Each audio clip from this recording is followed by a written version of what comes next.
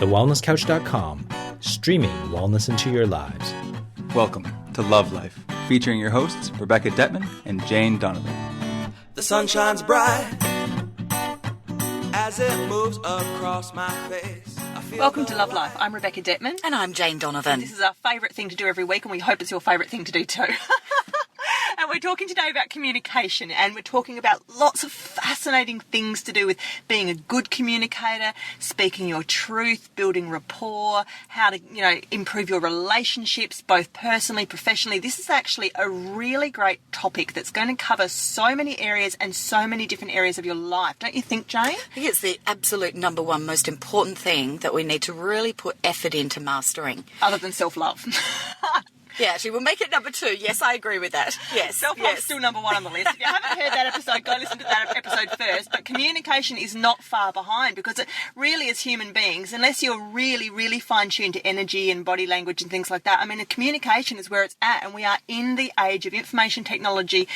We are in the age of talking more and communicating more than we ever have in the history of the world, and yet most of the time we're saying absolutely nothing. Jane? Look, I have this come to me all the time, at Social 8, where I'm putting together dinners for 3 men and 3 women that are all single to be meeting.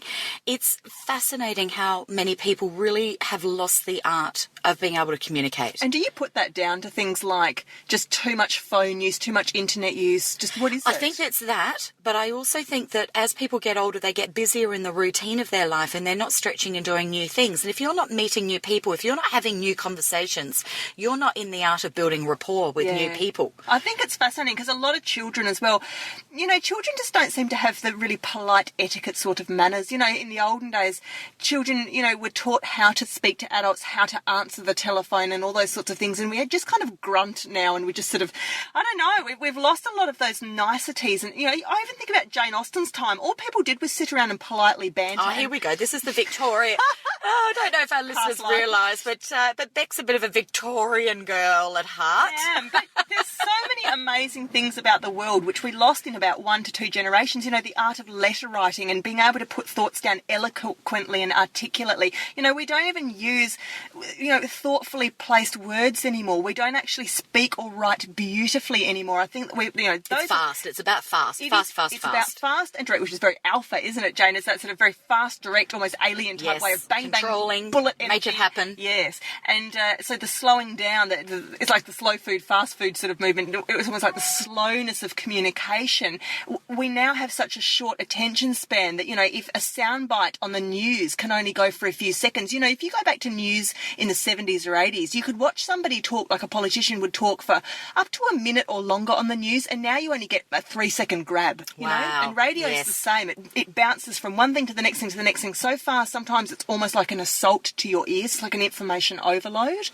It is, isn't it? So it is about, therefore, slowing down, isn't it? What I find happens a lot with people that are wanting to meet new people and engage in new conversation is that they become very nervous about wanting to be accepted. And so they start to project, and they do one or two things. They either talk nonstop and control all of the conversation, and it's very boring for the other person, and it's a assault of all about me so that you know me and you will like me, or they're too scared to say anything for fear of being judged, and so they have lost the balance. And really a good conversation needs to be a two-way street.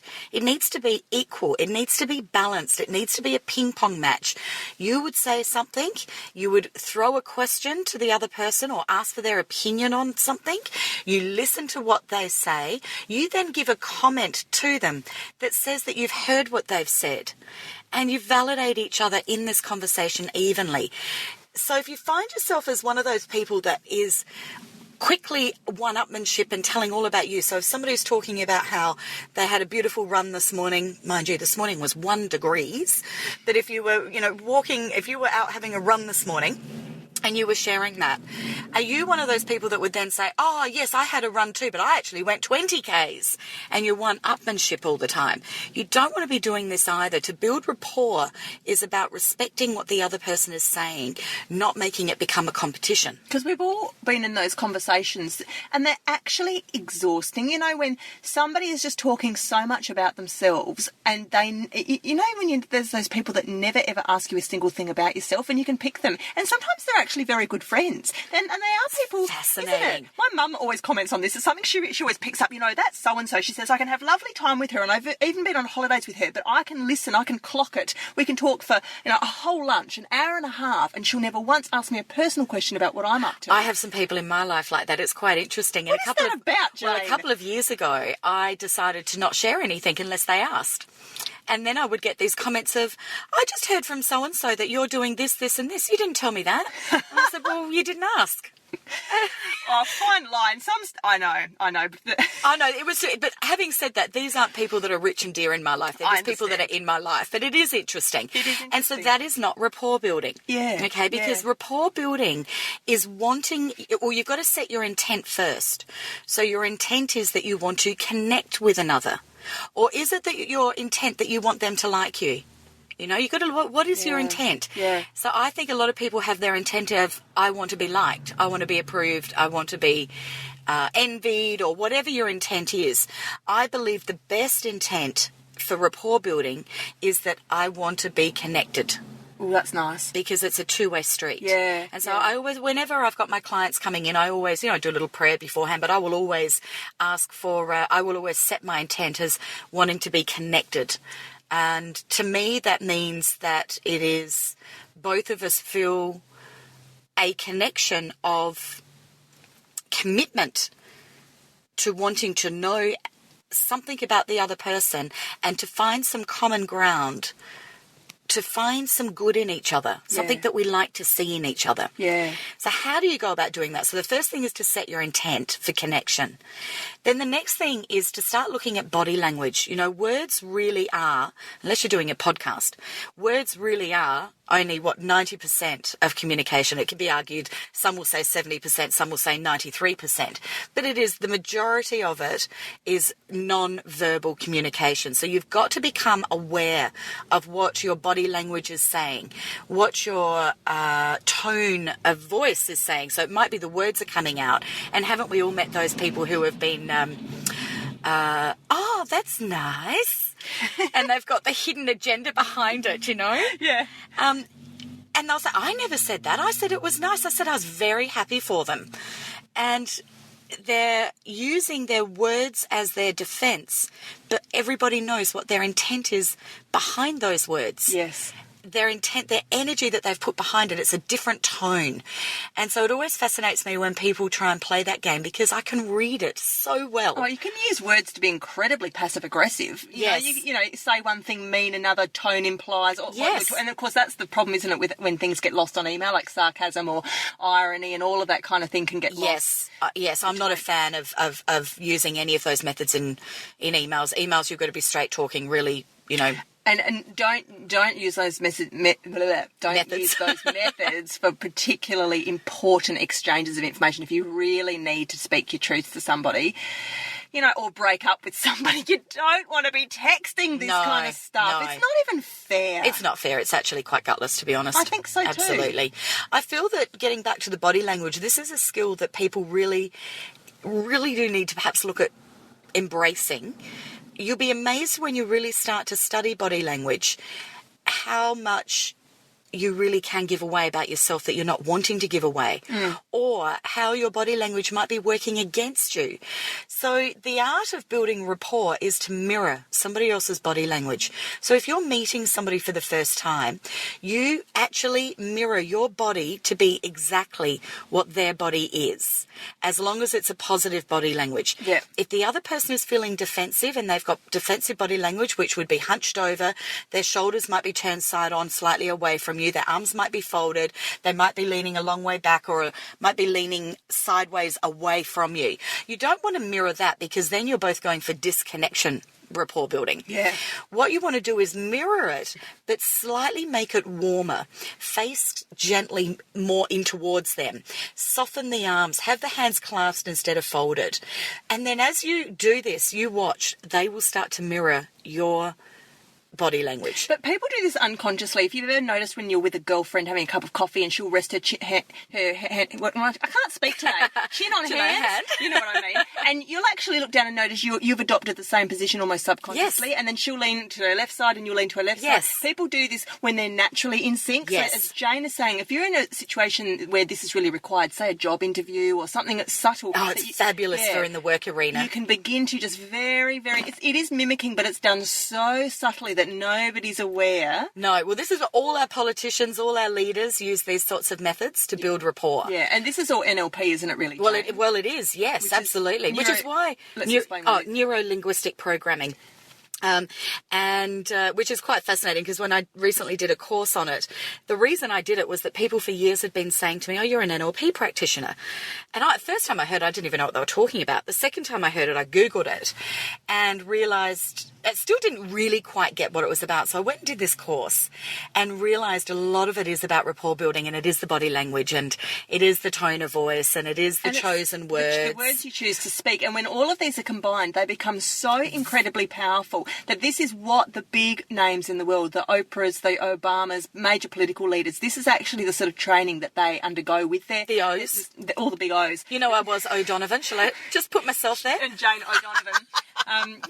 This is how they're able to hold the attention of a stadium or, of 100 million, whatever, thousand people, because they're really utilising these powerful combinations of all of these things at once to communicate effectively and powerfully. Yes, absolutely.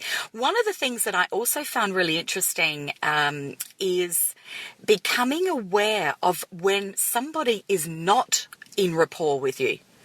And then are they deliberately choosing to not build rapport with you?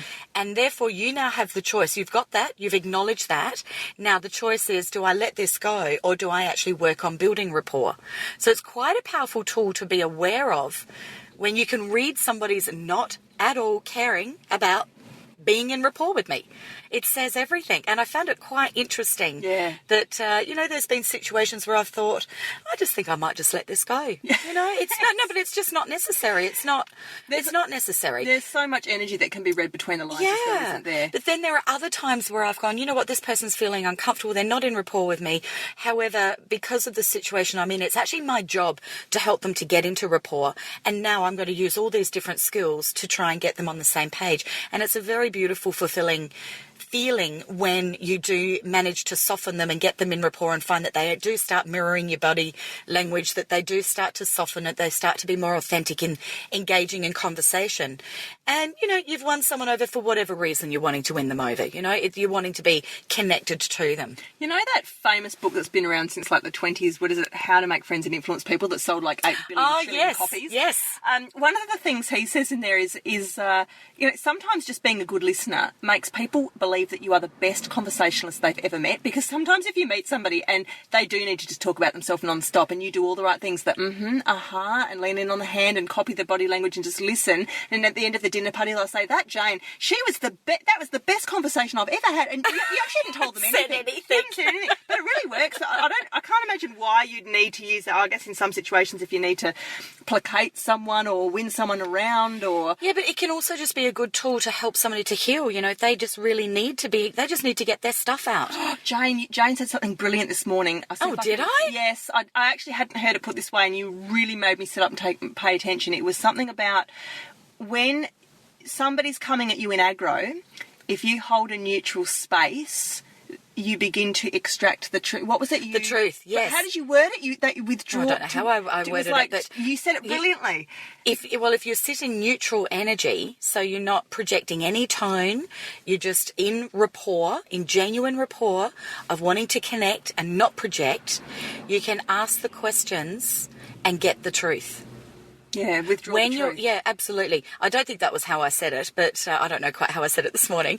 But when you are speaking, when you are genuinely coming from kindness, the soul actually knows no resistance. So for example, I had a very difficult conversation recently. Well, I thought it was going to be difficult, and I did sit in neutral energy, and I did ask a lot of questions that I did want this person's perception, this person's truth from. And I got it. And there were a few stings in there. There were a few things I didn't really like hearing. However, it was important that I heard it. And I did it in neutral energy with no reaction, nothing at all. There was no game playing. There was no repercussions for this person to speak their truth. My intent was that I wanted the truth so that I could then look at how a particular situation could be resolved. And so as I heard this, yes, I then had that opportunity to exit the rapport that I'd done, that I had built elegantly, cleanly, nicely, and then I can go and process what I've heard, the information that I've got. Yeah. And it saves a lot of game playing. I think this is so fascinating. So speaking your truth is a really important sort of area of good communication. So when we look at relationships and we look at how couples handle communication and truth within their relationships, truth about the issues between them, what they really think and feel, two things tend to happen. They either go into a hot war or they go into a cold war. So the hot warring is where people really battle. They fight. They will scream and yell. They'll let it all hang out. They'll say everything they think, even if it does sting or it is hurtful, and they'll really go, loggerheads with each other. And the cold warring are the people who tend to take the negative things and the resentments and whatever and just push them down, never say anything, go along, say, okay, it'll be fine, and they don't speak their truth. And that obviously creates actually a lack of love, a real coldness, which can build up obviously over years and often in divorce. So it's just good to be very consciously aware of how you choose to communicate with your relationships. And it's funny, isn't it? Because some people will behave in a certain way professionally, but then come home and behave in a different way personally. So you can be a different person in your private and your professional relationships. I'm laughing at that because my poor husband gets all the time, oh, your wife, her energy, she's so positive and uplifting and happy all the time. And he looks at them and says, you so don't live with her.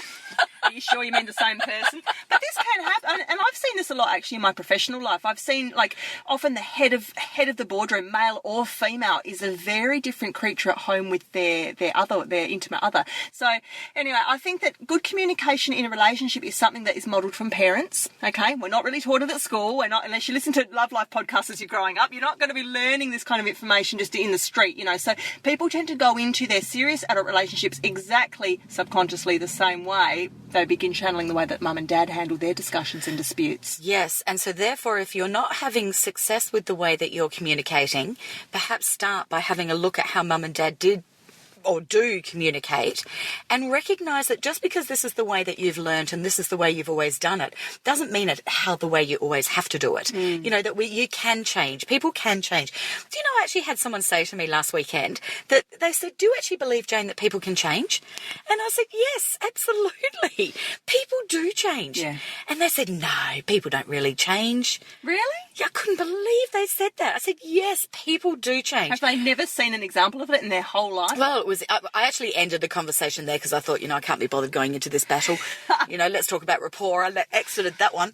But it was an interesting concept because I genuinely believe people don't stop changing. Yeah. I think you can have some default patterns that when you're not consciously aware, when you're on automatic pilot, when you're busy, when your resilience is down, you might be tired, you might be stressed. I think there's some default patterns that you go back to. And you might find that with communication, you go back to the old patterns of whatever it was that you mirrored or learnt growing up. Yeah. But if you can consciously, 80% of the time, be sitting in a new pattern, it doesn't matter if you slip back into an old pattern 20% of the time. It's what you do the majority of the time that's going to work best for you. So you can try some of these tools. Just start by sitting at a cafe and observing the people that go past and try and get into their energy. Try and observe their body language and think, what can I tell about this person? What do I think that this person is feeling, or where are they going, or what do I think's going on by the way that they are moving and actioning? Then start looking at people that are perhaps in the coffee shop as pairs of people, not necessarily couples, but just, two girls together, two guys, it doesn't matter. And start to look at, do you believe that they are building rapport for one another? And you'll start to realise that you can pick up on body language very easily. Those that are disconnected, those that are having a bit of a tiff or they're not on the same page, you'll be able to tell from their body language. As you do this, I then want you to try and look for a good role model of good body language. And it doesn't have to be in a cafe. It could be in a movie. It could be on a television show. It doesn't matter. And start to mirror that person's body language and see how it feels. If you have your shoulders further back, does it make you feel better? If you have your chest opened more, does it feel better? Does that make you feel vulnerable? Do you feel better hunched over a bit more? Do you feel safer? Start to move your body around and get an idea of what your feelings are in connection with what your posture is. And then start playing with your voice. Start using different tones with different words and start to become more sing-songy in your voice almost. Like I find a lot of people deliver their messages very monologue. Yes. And they're wasting opportunities there that they could be building rapport. Yes, Jane can go into coaching for radio. Jane's got I think she's got a lot of theatrical and entertainment background as well. So Jane is very consciously aware of delivery and how, the right tone to bring and things like that, which a lot of people, you've got to remember, just don't have any. I hear it with the storybooks. We get tapes for my children, which I play in the car, and they tell stories. And I want to bang my head against the window. The number of people, like you said about the monotone, storytellers who deliver stories in a monotone. I'm like, these are children. You've got to inject some passion into when you're telling anything in It's life. actually quite fun to play with your vocal cords. Yeah. So your vocal cords is just a muscle like anything else in your body that the more that you exercise it, the better you'll be using it. Yeah. And so it is really like trying to copy different accents is a really interesting one to do. And something that all actors are required to spend a lot of time working on, right? Yes, absolutely. Yeah. Yes. And then doing the news reading, you've got to do, when you're doing acting, you've got to then do all the news reading thing where you've got to sit and read the news out with, monotone, and then you've got to read it out with great excitement and drama, and it's a lot of fun. In America, they always send the newsreaders to around Chicago area or whatever, or they say you've got to model the voice that comes from that Midland America, because you can't do West Coast, you can't do East Coast, down south, all the twangs and the variants and accent are too great, but they consider the most American voice to be the one right in the centre. Right. I was just I have to talk about written communication now because I'm a journalist, and writing is in my blood, and I just, back to, Victorian age when we used to write letters and things. Look, it is just so undervalued and underrated, the power of a handwritten note. And I'm talking about, what about a Post-it note stuck on your husband's, like on the fridge or in your son's lunchbox, I used to leave love notes in my children's lunchboxes. In fact, I need to go back to that. Thanks for the reminder. And so you see, even the smallest communications, and I know that these days we tend to kind of get off and just do it on a text message or write on someone's Facebook wall, but just to take the time even to write I love you on a Post-it note or a little patterned card and stick it in somewhere in a place somebody will find it, in their purse. Well, I still get excited when I go out to the letterbox, and instead of it just being bills and junk mail, that there is a hand-addressed letter, and I think, this will be something exciting. Yeah, I think I'm the only person left I know that actually sends Christmas cards, because so few people, unless you've got a thing for crafts and hobbies and cards, which actually Jane does. I do. But, people will always say to me, oh my God, I got a card from you in the mail. It's the only card I got. And, that person might have 200 friends, but people don't do this anymore. Yeah. And I just think we shouldn't lose this art of letter writing and handwriting. And I think that we shouldn't undermine how powerful it will be, because you get something on your Facebook wall, you'll delete it that afternoon. You get a card, you'll put it in the window for half a year. That's right. You'll put it in the fridge. Absolutely you right. might wrap it up with a ribbon and keep it under your bed and show your children later. So that leads us into love letters, which, Dr. John Gray from the Mars-Venus books, he talks a lot about if you are really angry with your spouse, sometimes you can actually just stop the argument mid-argument, say, I just need some time to think. Go into another room for 20 minutes and just write down your thoughts. Get them all out. And this is where journaling is so effective, isn't it? So therapeutic. Just get out your shit on the paper so that when it comes time to deal with it again in real life, some of the charge is taken off it. So with a love letter, and this is going to lead into your sandwich method, Jane, it's a little bit of where you just you go through different categories of fear or shame or anger or hurt or whatever, and you just say the things that make you feel certain ways, and then at the end of it you do reiterate why you love the person, and you also say the way that you wish them to respond. So you're actually saying, what I really need to hear from you, or what I'd like is this. Nice. Talk about your sandwich method, Jane. Oh, look, it's so simple, but it's one of my favourites. Sandwich method is when you want to deliver something of truth to somebody that might be a criticism, or it might be something that you feel a little uncomfortable sharing, but you know you have to. And so what I encourage people to do is to do the positive, the negative, the positive. So I call it the sandwich, where it's the ham, the meat, the ham. No, it's not. It's the bread. Sorry, the bread, the ham. I got it. It's got your disease now. The croissant, the cheese, and the other bit of the croissant. Okay, so for example, you have an employee that you need to criticise for something, and you know they're highly sensitive, and you know they're going to take it really personally, but you need to tell them that you need them to be a little bit more meticulous on a particular area of their work. So you start with something really positive, and you start saying, you know, Susie, I think you're absolutely fabulous. I'm so proud of you in our team. You really lead the team well. You're always on time. You're reliable. It's such an important thing that we have going on, and I'm grateful for you doing that.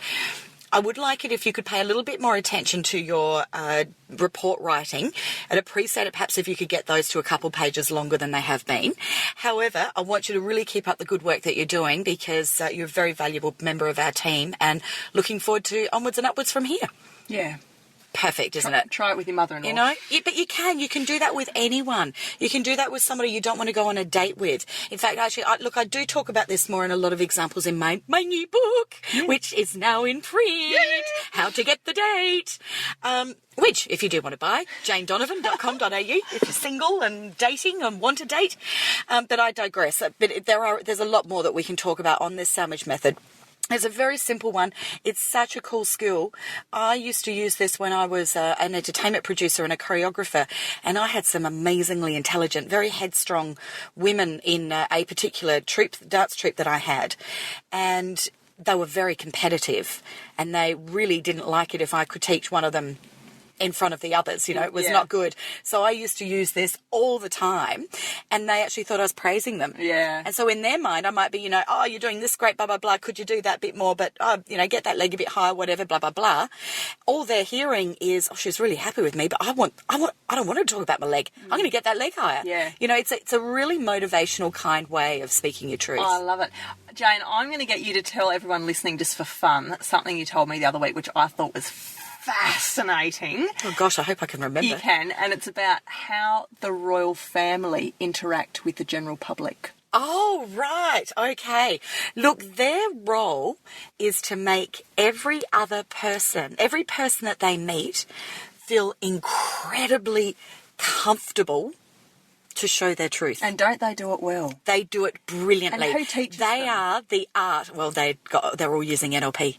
They have the art of rapport building down pat. They do. That you would leave their presence feeling that they really liked you and that you're a bit special. Yes. And you will share your truth to them, and they will then action whatever they need to action as a result of that. But really all they're doing... That's a bit of cynicism of me saying that, isn't it? But there is that cynicism. I can't even say the word. You're picking up me. I'm so tongue-tied today. But they're holding up a mirror, aren't they? Isn't that what you said? They're actually giving you nothing of them. They're actually That's being right. a completely neutral front against which your personality then shines. Yes. So they make you feel special. Yes. Fascinating. Yes. They're very, very clever at it. Very clever at it. But, you know, that is the height, here, Miss Victorian, Yes. the height of really good manners, the best manners, is to make another person feel comfortable. Yes. That is the definition of good manners. I love it. So if you're at a dinner party and somebody is eating with their fingers and everybody else is using the silver correct cutlery, the 4 courses from the outside in and all of that. Yeah. If you really want to be in rapport with that person, you pick your chop up and eat it with your fingers. Yes. You know? Yes. That's really what you do. Oh, this is almost like a whole nother area of... Well, yeah, but good manners comes into rapport building, Yeah. making another person feel comfortable. And we come right back to the very beginning, which my intent is always to be in connection with another. So I do what it takes to be in connection with another. Beautiful. I think we'll leave it on that note. So please jump on board thewellnesscouch.com every Wednesday to hear our free podcast, Love Life, and, of course, all the other great shows that we've got on the couch.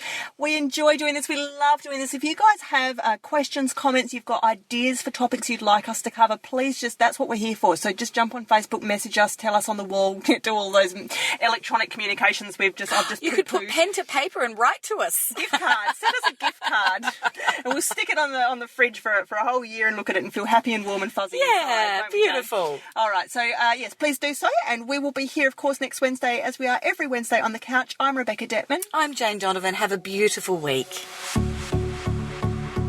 This has been a production of TheWellnessCouch.com. Check us out on Facebook and join in the conversation on Facebook.com/The Wellness Couch. Subscribe to each show on iTunes and check us out on Twitter. The Wellness Couch, streaming wellness into your lives. Hi, it's Dr. Brett Hill from the Wellness Guys and that Paleo Show here. I'm so excited to be barefooting my way across to Melbourne to share with you the absolute latest information for your body, your health and your life. Even better, I'm doing it with some of my best mates from the Wellness Guys and the Up for a Chat Show, as well as some of the absolute world leaders in wellness, including David Gillespie, the author of Sweet Poison and Big Fat Lies, and Nicole Bilgemer, the country's #1 authority in creating a healthy home. The Wellness Summit is 10 hours of powerhouse wellness on Saturday, August 17